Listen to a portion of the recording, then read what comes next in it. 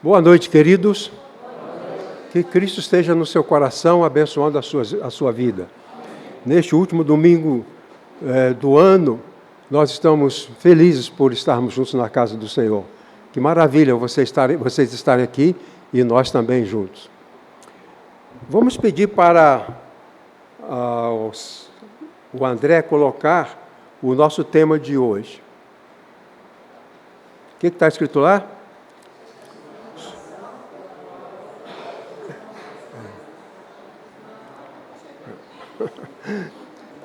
Uma vez eu preguei na igreja de cidade, lá no norte do estado, no Nordeste. E preguei lá durante vários dias, e no último dia vieram as crianças falarem comigo. E elas vieram, umas 5 crianças, e disseram assim: nós queríamos falar com você. 4, 5, 6 crianças. Aí eu falei, mas pode falar, o que é? Queremos agradecer, porque nós entendemos tudo, e o Senhor não gritou. Está entendendo o tema? Bem, tem que explicar. Suplantar quer dizer superar. Tá? Há 2 elementos nas narrativas do Natal. Elemento de humilhação e elementos de glória. E esse fato, essa realidade, se expressa também na vida de cada um. Humilhação e glória. É sobre isso que eu quero falar. As narrações são em Lucas capítulo 2, versos 6 e 7, Lucas 13 a 14 e Mateus 2, 11. Nós queremos introduzir com as seguintes palavras. Aqui não me refiro aos festejos natalinos modernos, mas aos eventos históricos narrados aos evangelistas Mateus e Lucas. Nessas narrativas sobre o Natal, são relatadas experiências de humilhação, mas também de suplantação da humilhação pela glória. A humilhação e a humilhação é suplantada pela glória. Vamos imaginar uma pessoa, um homem, chefe de família, perdeu o emprego.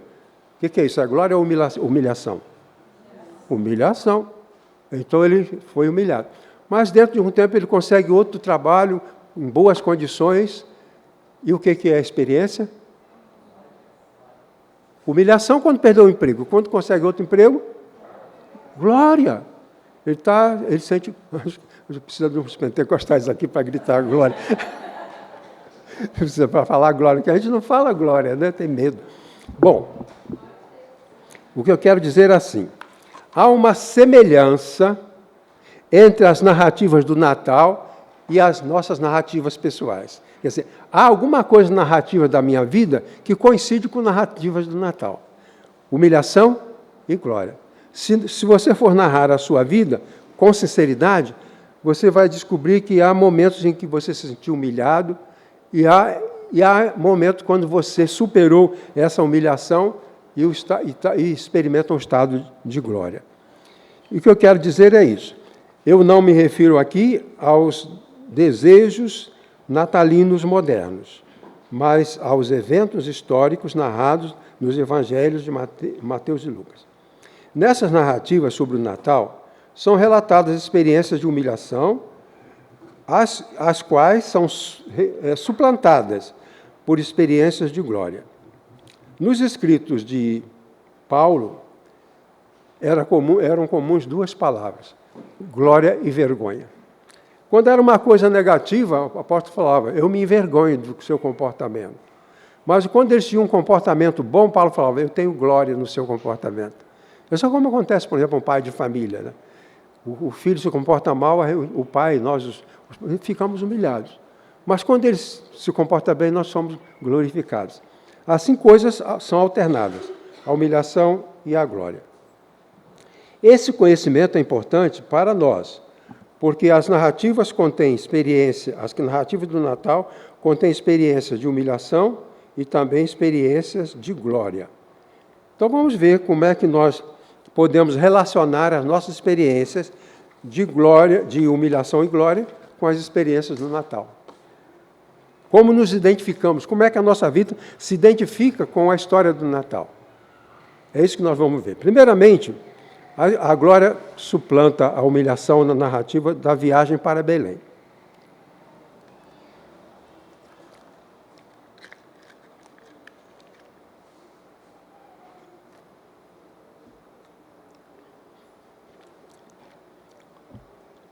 Primeiro, foi uma viagem longa, de 120 quilômetros, debaixo de poeira, estrada esburacada, fome, sede, perigos de assaltantes e preconceitos.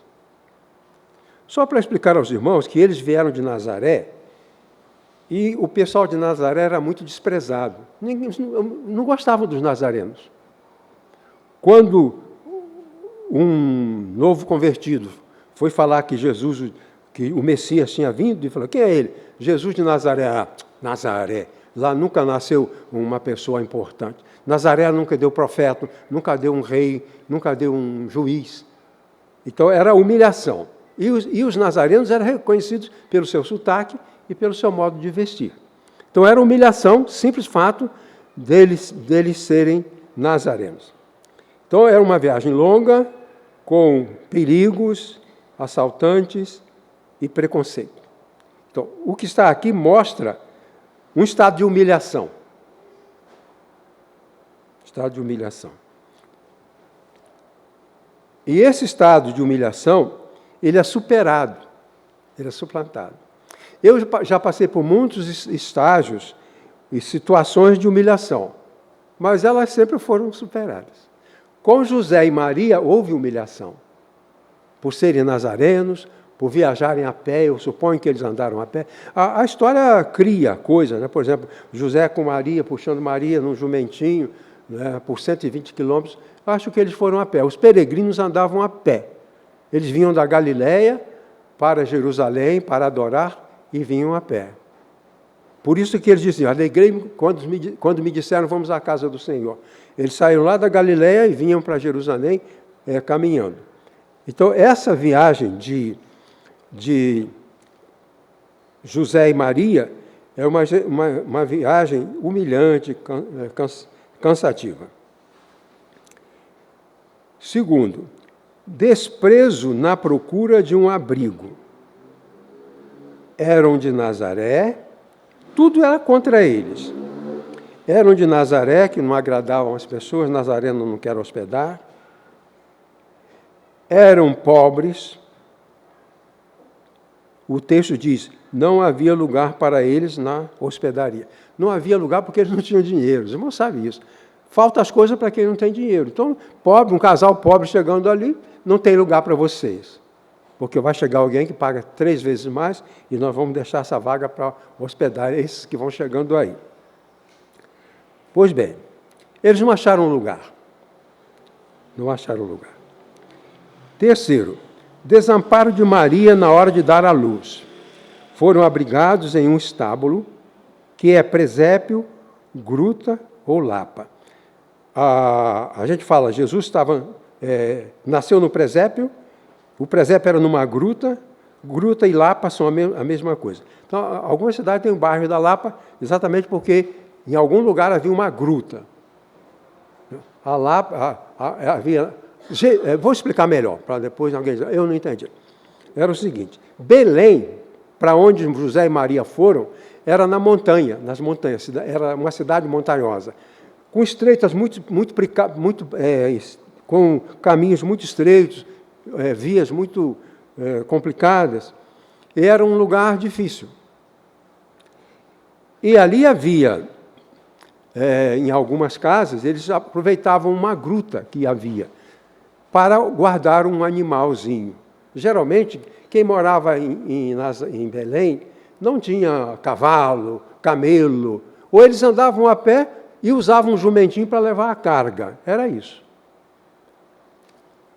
Eu suponho que, naquela noite, o estábulo estava vazio. O dono do estábulo, tá certo? Deve ter viajado e levou o jumentinho para buscar carga para a hospedaria, onde tinha que dar comida e outros materiais. A tradição mostra Jesus num curral com cachorro, cavalo, galo, camelo. Isso não é possível. Não é possível. Onde Jesus nasceu era um espaço pequeno, uma gruta, onde muito mal cabia um jumentinho. Então, quando você vê as figuras, tem camelo, tem ovelha, tem boi, tudo isso ao lado de Jesus. Seria muito, muito anti-higiênico se Jesus tivesse que nascer junto com um cavalo, camelo, boi, galo. Seria uma coisa terrível. Então, na minha opinião, aquela gruta ou aquele estábulo estava vazio. E alguém falou, olha, tem um estábulo ali, o dono viajou com o jumentinho, lá tem vaga. Então, por isso eles foram para lá. Mas era, de certa forma, uma coisa humilhante. Por quê? Porque eles, na sua pobreza, eles vieram para Belém, não foi passeando, era obrigado por lei. Quem morava lá em Nazaré tinha que vir por causa do recenseamento. Tinha um censo e eles precisavam se registrar. Por ordem do governo romano, todo mundo tinha que se registrar. E José e Maria eram descendentes de famílias de Belém, então eles tinham que vir para Belém, para ali se alistarem, porque o rei queria saber quanto de imposto ia cobrar. Então, para saber quantas pessoas temos. Geralmente se faz um censo para isso, né? Quero saber quantos habitantes nós temos, para saber quanto temos de cobrar para ganhar o dinheiro dos impostos. Bem, então, havia uma gruta, um espaço pequeno, mal cabia um jumentinho, mas estava vazio. Ali havia o coxo, onde botavam o feno para o animal, que morava ali. E aí as dores de parto vieram aumentando, e eles então se abrigaram ali naquela lapa, naquela gruta. Então, é um estado de humilhação. Uma mãe ter que dar à luz naquela gruta, não devia estar sujo, devia estar limpo, mas tem cheiro de bicho, tem cheiro de animal. E ali, Maria tem que estar. Não havia lugar para eles na hospedaria. Desamparo de Maria na hora de dar à luz. Foram abrigados em um estábulo chamado de presépio de gruta ou lapa. O menino seria colocado em uma manjedoura. Se você fizer isso aqui, aqui em cima você tem uma manjedoura. É um equipamento assim, aqui em cima se colocava o capim. É uma coisa mais ou menos assim, com um espaço aqui, que colocava o capim. A palavra manjedoura vem do francês. Manger em francês é comer. Então, manjedoura, comedouro do bichinho, é o lugar onde se coloca a grama, o capim, o feno, para ele comer. Mas o jumentinho não estava lá. Por isso é que o menino foi colocado ali. Se o jumentinho estivesse lá comendo grama, o capim ali não ia poder. A manjedoura, o comedouro estava vazio. Não podia ser de outra forma. E ele não estava ali, o espaço dele estava disponível, então o menino foi colocado ali. Mas Maria sofreu uma humilhação. Quando a gente tem uma gestante na família, a gente fica de olho, né? A hora que vai começar a dor do parto e tal, tem gente para ajudar, já deixa um carro de sobreaviso para levar para o hospital. Ali não, humilhação total. Eu acho que Maria se deitou no chão, varrido, e ali teve o seu bebê, enrolou em pano e colocou na manjedoura. Porque não tinha lugar, não tinha berço, não tinha cama, não tinha colchonete, não tinha nada. Então, isso é um estado de total humilhação. Maria era o que chamamos de primípara. Quer dizer, é a mulher que vai ter o primeiro filho. E ela era muito jovem, possivelmente quase uma adolescente, porque as moças se casavam, logo que elas começavam o período fértil, elas eram dadas em casamento. As moças se casavam com 17 anos, 16 anos, e essa Maria, que era praticamente uma adolescente, está ali para dar à luz, e sem apoio humano, sozinha, sem berço, sem leito. Isso é humilhação. E tinha 2 meninas, e estava grávida. Mas o marido dela era irresponsável e abandonou a família. Então, minha irmã tinha 2 crianças pequenas e estava grávida para o 3º filho. E meu pai pediu a mim e ao meu irmão para buscá-la. Nós éramos pré-adolescentes, mas fomos lá, por ordem do nosso pai, e levamos a nossa irmã para o sítio onde meu pai morava, e ela ficou ali até o dia de dar à luz. E depois, quando o bebê desmamou, ela foi trabalhar como doméstica. E o bebê foi criado lá em casa. Mas ela estava, como diz a minha irmã, estou falando da minha irmã, ela estava grávida e chegou o dia de dar à luz. Eu era, como disse, um pré-adolescente, não entendia muito das coisas. Mas à noite eu ouvi um barulho e meu pai saindo às pressas. Passado algum tempo, meu pai chega com uma velhinha. Essa velhinha era parteira. Então, toda vez que uma mulher ganhasse um bebê, alguém tinha que chamar a parteira. E eu fiquei com meu pai na sala, e a minha irmã, que estava dando à luz, mais a minha mãe e mais a parteira. O que a gente ouvia do que estava acontecendo no quarto? Palavras de encorajamento. Minha mãe encorajava, ai, minha filha, assim, filho, faz força e tal. E aquelas vozes de estímulo. Maria não teve isso.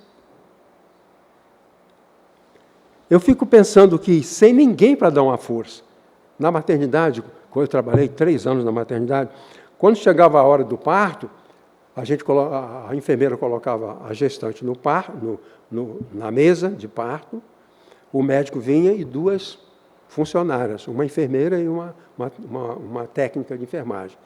E essa enfermeira e a outra ficavam secando o suor, né? Ela suava, ficava secando o suor dela. A outra vinha o pulso. No período expulsivo, né? Período expulsivo é a hora quando o bebê finalmente é colocado para fora. É expulsivo porque o bebê não nasce porque ele quer, ele é expulso. Às vezes uma criança demora para nascer, fala que esse menino é preguiçoso, ele não quer nascer. Não, ninguém quer nascer. Todo mundo é expulso, porque ali é o paraíso. Ali é o paraíso. A vida intrauterina é o paraíso. Ali não tem falta de nada. E o bebê não precisa nem respirar. Sabia disso? Nem precisa respirar. Nada.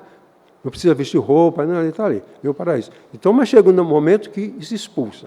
A contração do útero é fortíssima. O útero é uma musculatura incrivelmente adaptada e apertava lá a barriga e o neném saía.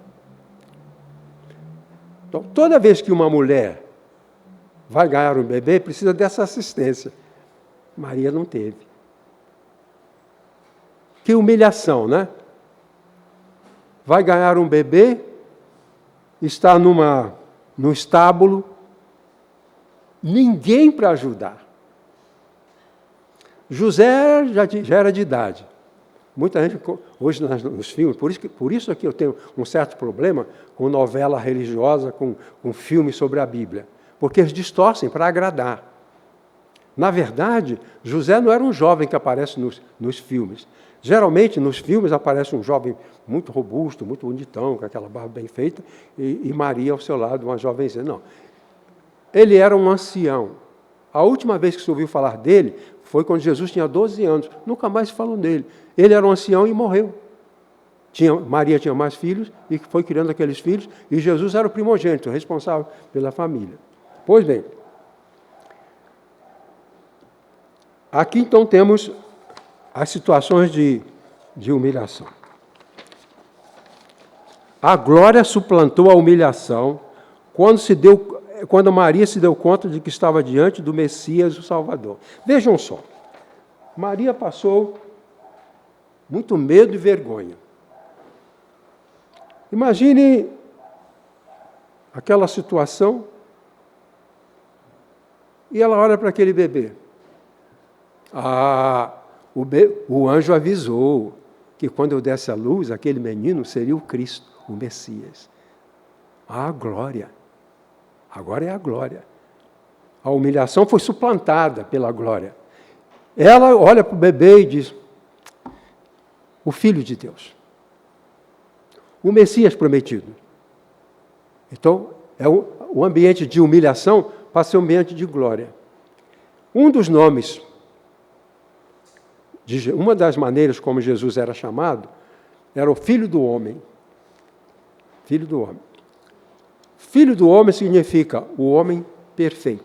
Esperava-se, porque não tinha nascido até aquele dia, alguém que pudesse se tornar um homem perfeito. E Maria deu à luz aquele que vai ser o homem perfeito.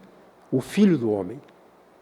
O homem por excelência. O máximo em condição de humanidade. Homens são maravilhosos. Geralmente eu conheço homens que são muito bondosos. Mas Maria está num momento de glória.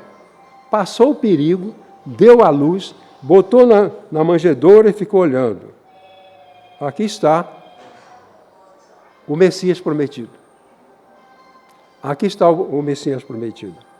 Então, a glória suplanta a humilhação. Quando você se sentir humilhado, lembra de Maria. Ela foi humilhada, mas a humilhação foi suplantada pela glória. Quando eu era criança, nós vivíamos na roça, e durante um período, nos primeiros anos, nós estávamos em pobreza, porque a gente plantava para se alimentar. Depois, com o tempo, nós plantamos laranjais, aí dava muita coisa e a vida ficou boa. Mas no início era um estado difícil. Eu me senti humilhado quando ia para a escola. Por quê? Porque os meninos iam para a escola com seus tênis. E eu não tinha tênis. Meu pai não podia comprar um tênis para mim. Existia um calçado feito com uma tira de couro pregado num pau, numa madeira. Tamanco. Conheceu? Conheceu. Então, eu me senti humilhado, porque os meus colegas estavam com seus tênis, e eu estava humilhado, porque eu estava de tamanco e era motivo de zombaria. Mas, quando saía no fim do mês, a lista dos melhores alunos, eu estava lá. Humilhação, glória. Inúmeras vezes eu estava no quadro de honra, chamado quadro de honra. Então eu passava vergonha, humilhação, quando estava andando com o meu tamanco no pátio. Mas sentia a glória quando meu nome estava entre os melhores. Então há essa alternação, essa alternância. Estar doente numa UTI é humilhação. A doença é um dos fatores de humilhação.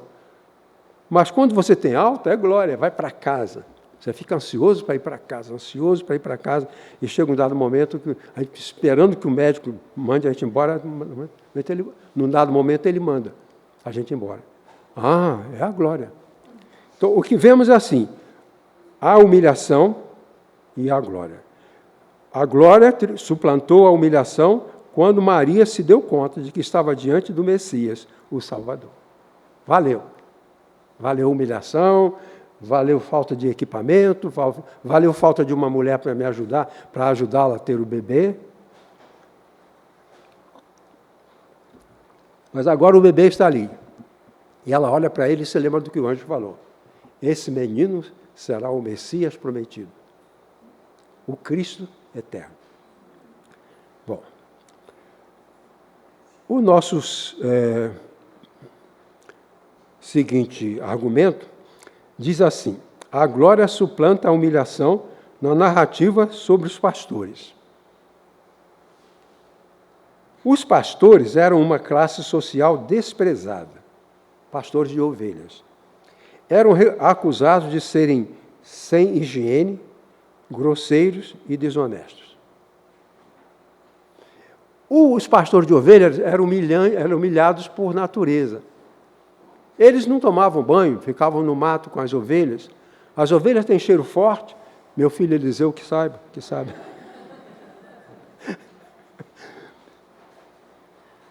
E esses pastores eram desprezados. Ninguém dava atenção para eles. E eles estavam lá com as ovelhas. Porque os pastores, eles faziam um cercado, colocavam as ovelhas ali dentro, e eles deitavam na entrada, porque se alguma ovelha fugisse, ia passar por cima dele e ele não deixava. E Jesus falou, eu sou a porta das ovelhas, lembra? A porta aqui, ele fica ali. Se houver alguém desviando, ele bota para dentro. Esse é o pastor maravilhoso, né? Pois bem, era isso que eles faziam. Lá, no meio do distante, longe de ninguém, estão lá tranquilos, aí aparece um anjo. Aparece um anjo e fala para os pastores, quero trazer uma notícia para vocês. Nasceu o Cristo. Irmão, todo judeu esperava a vinda do Cristo. O Messias esperado, porque eles entendiam que o Cristo iria destruir o Império Romano e os judeus iriam ter um tempo de glória. Então eles esperavam o Messias para a libertação política e econômica. E aparece um anjo lá no meio da noite e diz, eles ficaram assustados. O anjo falou, calma, quero uma notícia para vocês. Uma notícia que é para todo mundo. Na cidade de Davi vos nasceu o Salvador, que é Cristo Senhor. Vejam só que coisa interessante. Ele não é o líder da religião, eles não são sacerdotes, eles não são do rei, não são políticos. E o anjo vem para ele, avisar para ele. Todo mundo queria ser avisado na hora que chegasse o Cristo. Todo mundo queria. Ficava dentro. Tinha uns que iam para o templo e ficavam lá esperando, porque todo menino era levado ao templo no 8º dia. Então havia pessoas de plantão lá, esperando na hora que nascesse um, esse é o Cristo. E esses pastores nunca imaginaram que eles seriam os preferidos para saber a notícia. Então, aqueles pastores mal cheirosos estão no topo da fama, os primeiros a ter notícia de que o Cristo esperado há séculos, afinal, havia chegado.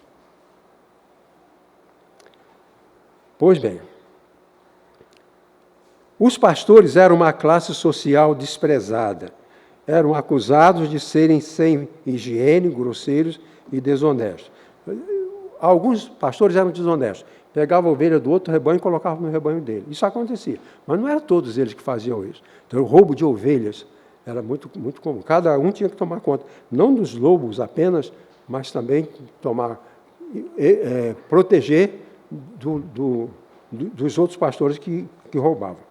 Então, isso era a coisa que circulava, a ideia que circulava. Eles eram acusados de serem sem higiene, grosseiros, desonestos. 2, era uma classe humilhada. Era uma pessoa que, quando passava na rua, isso aí não vale nada. Ele não era um escrivão, eles não eram carpinteiros, nem mesmo eram pescadores. Eles não eram nada. E Deus falou, vou anunciar aqueles que são considerados como nada, vou encontrar com eles e vou anunciar para eles primeiro. Quem não valia nada foram os primeiros a saber a notícia da chegada do Cristo. E, em seguida, eles foram deixa eu continuar aqui, fica melhor. A glória suplanta a sua humilhação. Primeiro, foram os primeiros israelitas a ouvirem o anúncio, hoje na cidade de Davi vos nasceu o Salvador. Tinha o rei, tinha o sacerdote, tinha o líder dos sacerdotes, tinha os mestres da sinagoga, os fariseus. O anjo não foi falar com eles. Ninguém foi dizer para o rei, nasceu o Messias. Ninguém foi dizer para o sacerdote, nasceu o Messias. Foram dizer para eles. Então, esses humildes pastores são exaltados. Quer dizer, a glória de Deus, naquele evento, suplantou a humilhação, que era a vida deles. Então, eles foram os primeiros israelitas a ouvirem o anúncio. Hoje, na cidade de Davi, os nasceu o Salvador.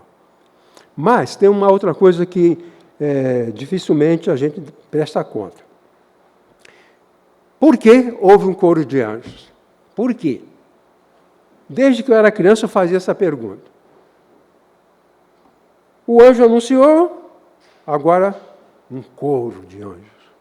E dizendo, paz na terra e boa vontade entre os homens. Os irmãos sabem por quê? Que depois eu descobri. Quando nascia uma pessoa muito importante, quando nascia um príncipe, o filho de um rei, havia uma festa com muitas músicas. Então, o bebê nasceu aqui, e os músicos vêm de fora, fazem uma grande festa e cantam o tempo todo. Era parte do cerimonial de receber um menino importante. Por isso, não somente eles tiveram a notícia do nascimento do Cristo, mas também eles participaram do festival de recepção do menino. O coro de anjos que cantou substituiu as bandas de música que eram convidadas. Maria não tinha ninguém para levar para a estrebaria, para tocar ali. Ninguém tocou ali na estrebaria. Mas lá em cima, onde estavam os pastores, os anjos estavam cantando.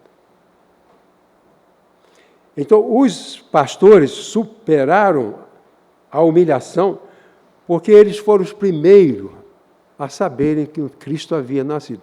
Irmão, para nós talvez isso não seja importante, que já passou na história, mas era um anseio, um desejo de cada coração que aparecesse o Cristo, porque o povo era escravo, e eles achavam que o Cristo ia resolver aquele problema. Todo mundo esperava, mas o anjo foi lá para aqueles pastores, deu a notícia para eles, e cantaram para saudar o bebê. A essa altura, o bebê já tinha nascido. Estava lá na estrebaria. Vos nasceu o Salvador, que é Cristo Senhor. Aí o anjo falou, olha, vocês podem ir lá. Vocês vão encontrar um bebê numa manjedoura. Onde vocês encontrarem um bebê numa manjedoura, ali vocês terão encontrado o Messias. Então, eles foram para lá. Os primeiros convidados, os primeiros a participarem do evento do Natal, foram, então, esses pastores.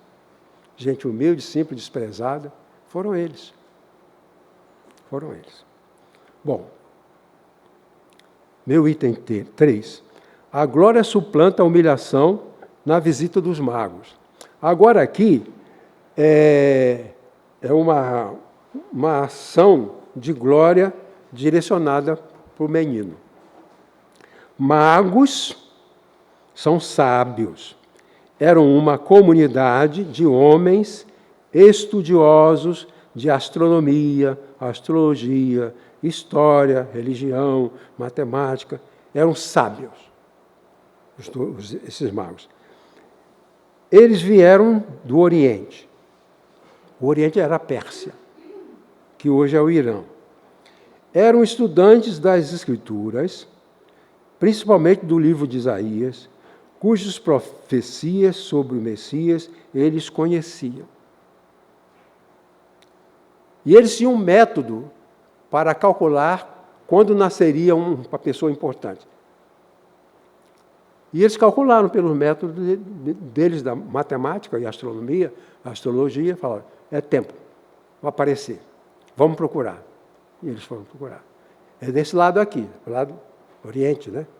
Aqui oriente. É aqui, está para cá. A estrela está para cá. E eles foram procurar Jesus.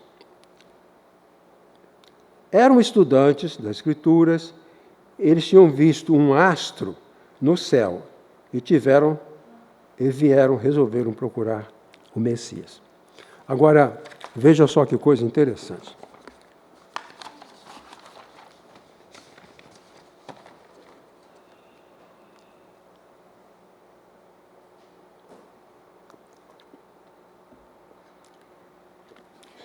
Não sabemos quantos eram os magos, nem quais eram os seus nomes. Os nomes deles foram atribuídos através da história. Bom, se eles trouxeram 3 presentes, deviam ser 3. Aí Gaspar, Beltazar e Melquior.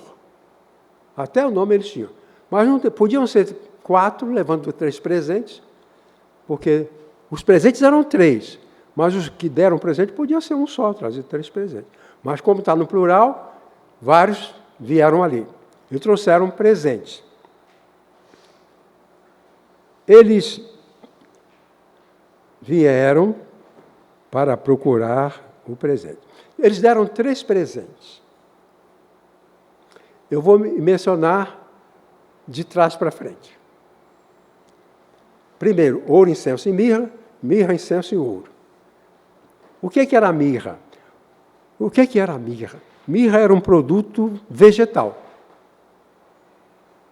Era um produto vegetal que produzia um óleo especial. As pessoas colocavam perfume naquele óleo da mirra e passava nas pessoas com uma ação carinhosa ou para cuidar de feridas. Mas também aquilo era usado para preparar corpos para o enterro. E quando Maria passou o óleo em Jesus, houve uma crítica que Maria não devia fazer aquilo. Era 1 ano de salário mínimo o valor daquele produto.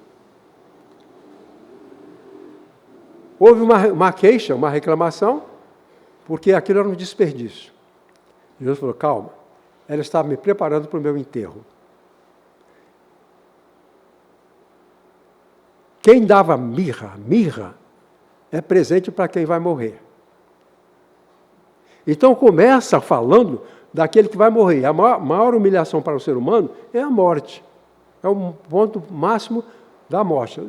Sem levar em conta o fato que nós somos salvos e a morte não tem poder sobre aqueles que aceitaram Jesus. Mas era uma pessoa que vai morrer. Significava a humilhação e a morte. Quando Jesus estava na cruz, José de Arimateia foi tirar o corpo de Jesus. E um outro rico, eram 2 ricos, né? O outro rico, Nicodemos, trouxe 35 litros de mirra para embalsamar o corpo de Jesus. Eles enrolando com lençóis de linho e passando o perfume. Enrolava e passava. Aquilo preparava o corpo para o sepultamento e era o que se fazia. E aquela técnica eles aprenderam no Egito. Porque eles vieram do Egito, sabiam fazer aquilo. E Nicodemos e José de Arimateia fizeram isso com o corpo de Jesus. Então, quando se dava mirra, não se dava presente. Olha, você vai morrer, aqui está o presente para a sua morte. Não foi assim que aconteceu. Agora, e os outros presentes? A mirra significa, você vai morrer. Vai sofrer, vai ser espancado, vai ser humilhado, vai ser desprezado, você vai morrer. Estou te passando a mirra. Mas, e os outros presentes? Ouro e incenso. Ouro era presente para quem vai governar, porque o ouro pertencia ao rei. Então, poderia ser um pouquinho só. Às vezes imagina que levaram uma caixote de ouro. Não. Era ouro, incenso e mirra. Não sabemos o que aconteceu com aquele ouro. Mas como José teve que fugir para o Egito, certamente aquilo foi gasto na fuga para o Egito. José teve que fugir com o Egito fugir para o Egito com Maria e com o bebê. Pois bem, o fato é que ouro era presente para um rei. Era presente para um rei. Você não podia levar no aniversário do rei uma galinha para ele comer assada. Não, o rei recebe ouro. Eu vou levar uma jaca para ele comer. Não se dá de presente uma jaca de presente para um rei. Se dá ouro. Dá ouro. E o incenso? Incenso era um produto que era usado pelos sacerdotes. O incenso era um produto que queimava e liberava um perfume.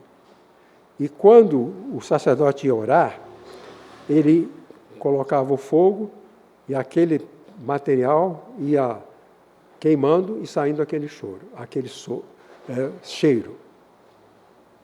Aquele cheiro, ele dizia que eram as orações dos santos que subiam para Deus.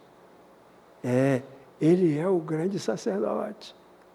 Vamos dar o incenso para ele. Ele vai trabalhar nessa área. Ele vai se ocupar dessa área, de levar pessoas para Deus. O incenso, o perfume, levava as orações do povo.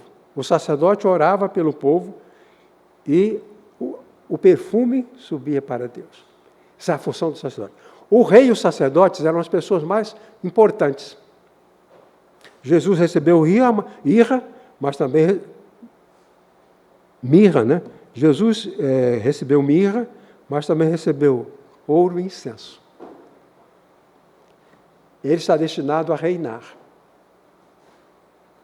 Está destinado a governar. Está destinado a levar as pessoas para Deus. O incenso significa, esse que tem o incenso pode levar pessoas para Deus. Ele foi autorizado para fazer isso como sacerdote que era. Então, ele é o que vai morrer, mas também é o que vai reinar e também o que vai levar as pessoas para Deus. Antigamente era costume nas ordenações de pastores, aqui tem um seminarista aqui que pode ser ordenado, se perguntava quais os ofícios de Cristo. Às vezes o candidato a pastor não sabia. Rei, profeta e sacerdote. Sacerdote, profeta e rei. Eram as três funções de Cristo. Eu imagino que a mirra aqui poderia estar ligada ao sofrimento de Jesus. E era realmente o que aconteceu. Maria passou no corpo dele e Nicodemos passou mirra no seu corpo. Então, são aqui 3 presentes. O presente para quem vai morrer, o presente para quem vai reinar e o presente para quem vai levar as pessoas para Deus. Esse é o grande sacerdote. Então, o que acontece é que a humilhação do Cristo é suplantada nesse reconhecimento. Esses homens eram respeitadíssimos. Eles sabiam a verdade. As pessoas acreditavam neles. E eles falaram, não, ele é o rei, é o sacerdote e o sacrifício pelos povos. Bem, concluindo tudo o que eu falei. Com base na experiência, podemos reconhecer as possibilidades de humilhação ou de glória nas nossas vidas. Hoje você sofre humilhação, amanhã depois Deus te restaura a um estado de glória. Disso não podemos fugir, da humilhação e também da glória. Vimos que isso aconteceu nos relatos da viagem para Belém, na narrativa da experiência dos pastores e na visita dos magos. A glória suplanta a humilhação. Há muitas coisas que nos deixam humilhados. Muitas coisas. Mas nas narrativas do Natal, a humilhação era superada. E acho que nas nossas vidas também. Qualquer humilhação, desprezo, abandono, traição, maldade, todo tipo de humilhação pode ser suplantada por uma glória.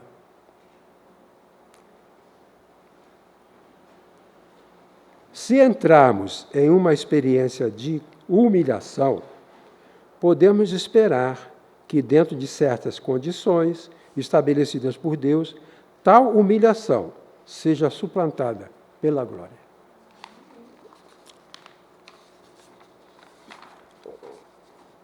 Aqui, num dito maravilhoso do apóstolo Paulo, diz assim: aos que predestinou, a esses também chamou.